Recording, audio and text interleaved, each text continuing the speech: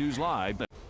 Thank you so much for joining us tonight. I'm Ethan Kramer. Well, we begin tonight with shocking details after a man was shot in the head while hunting in rural Moorhead this morning. Around 8 a.m. when deputies arrived, they found that a 34-year-old man from Dilworth had been shot in the head.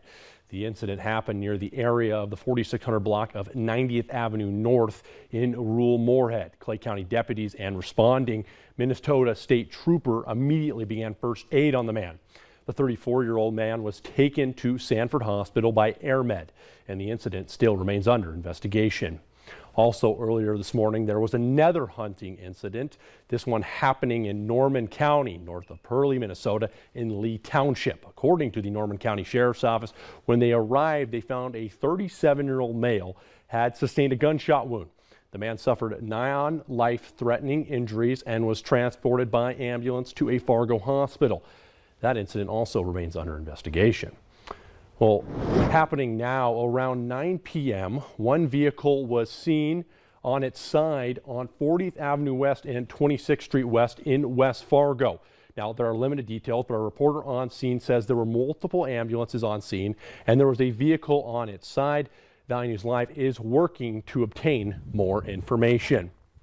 Well, Fargo Police Department is asking for your help in locating 16-year-old Haven Kavanaugh. Haven was last seen on Friday, November 8th at 6 p.m. in Fargo. Haven is 5'10" with brown hair and hazel eyes. Anyone with information about Haven's whereabouts is encouraged to contact the Red River Regional Dispatch Center. Well, check this out. More than 19 inches of snow had accumulated at Denver International Airport by early this morning, more than double the amount that the city typically receives in November, according to a local media outlet.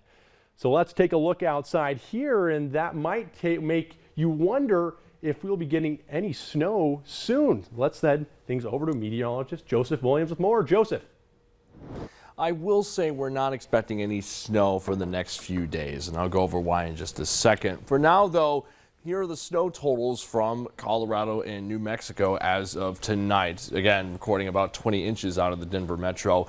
Over 46 inches of snow out in Fort Garland, nearly 4 feet of snow coming down over the past few days. So yeah, a lot of snow coming down from that system. And that same system brought some rain showers into our region, about 1/10 of an inch of rain in parts of Lakes Country, 1/2 an inch just to the southwest of Jamestown, but most of our region has not really seen much precipitation. In Fargo, we're looking at cloudy skies, a temperature of 46. Temperatures in the 40s across the rest of our region. So while we had some rain, we didn't see any snow at all. But our satellite radar does show those rain showers continuing near Jamestown, right on I-94 there. Some light showers to the northeast of Grand Forks. Now I'll go over how long the showers will stick around in the full forecast. For now, though, in Grand Forks at least, we're looking at some showers during the overnight hours. Awesome. Thanks, Joseph. Well, it's a good idea to keep that VNL weather app handy for forecasts like Joseph's right at your fingertips. You can download it and use it for free. Just search VNL weather in the App Store today. Well, some continuing coverage from around the area, more shocking twists and more arrests in the case of a Detroit Lakes area missionary killed in Africa last month. 44-year-old Bo Schroyer was killed in Angola on October 25th in what was first called simply an act of violence. His wife Jackie and 2 men have now been arrested, and police are still looking for a 4th suspect. This is the first time we're seeing photos of that incident. They say police believe Jackie promised the men $50,000 to kill her husband, suspecting a romantic relationship between Jackie and one of the men originally hired as a security guard. Now, Bo, Jackie, and their 5 children had arrived in Angola in 2021 to work as missionaries with a group called SIM. Bo used to be a member of the Lakes Area Vineyard Church in Detroit Lakes. Well, some more continuing coverage. One man is in custody after a bank robbery in South Moorhead Friday morning. Eric Flynn of Moorhead, the man on your screen, was taken into custody at the Bison Plains Lodge. They say Flynn walked into a bank, implied he had a weapon, and demanded money. He left the scene with cash. Now Flynn is being held in the Clay County Jail. And more continuing coverage, we're learning more about the 5 people that are dead, including 2 children in a murder-suicide in Duluth. The 47-year-old woman and a 15-year-old boy were found dead from a gunshot wound shortly after a 45-year-old woman and 7-year-old boy were found dead at a separate house. Police say the suspect Anthony Nephew was the father of both children. He died of a self-inflicted gun wound shot, but police say everyone involved knew each other and there is no threat to the community. Well, for more stories like this, it's a good idea to keep that VNL News app handy for breaking news right at your fingertips. You can download it and use it for free. Just search VNL News in the App Store today.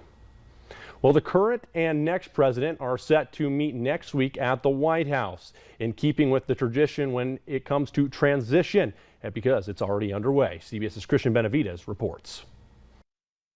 The White House says President Joe Biden and President-elect Donald Trump will meet in the Oval Office on Wednesday.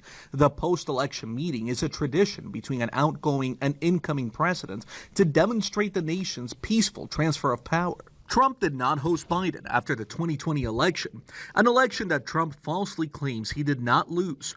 After Trump's resounding election victory against Vice President Kamala Harris, Biden reflected on the Democratic loss. Setbacks are unavoidable, but giving up is unforgivable.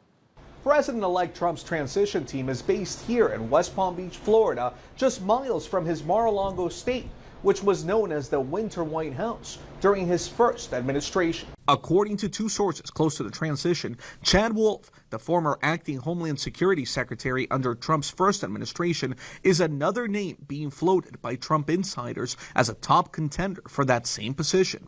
It will be a key posting in the Trump White House. During his campaign, the president-elect promised to crack down on illegal immigration at the southern border and deport migrants who have entered the country illegally. For Secretary of State Tennessee Senator Bill Hagerty, Rick Grenell, former ambassador to Germany, and Florida Senator Marco Rubio are being floated. To head the CIA, John Radcliffe is seen as a top contender. And for Secretary of Defense Mike Pompeo, Trump's former Secretary of State is considered a possibility. Christian Benavides, CBS News, West Palm Beach, Florida. Well, right now we're looking dry in Fargo, just seeing some clouds and that's it. We will see any leftover showers pushing out of the region tomorrow morning, but coming up, I'll go over what your Veterans Day planner looks like, as well as another chance of precip midweek.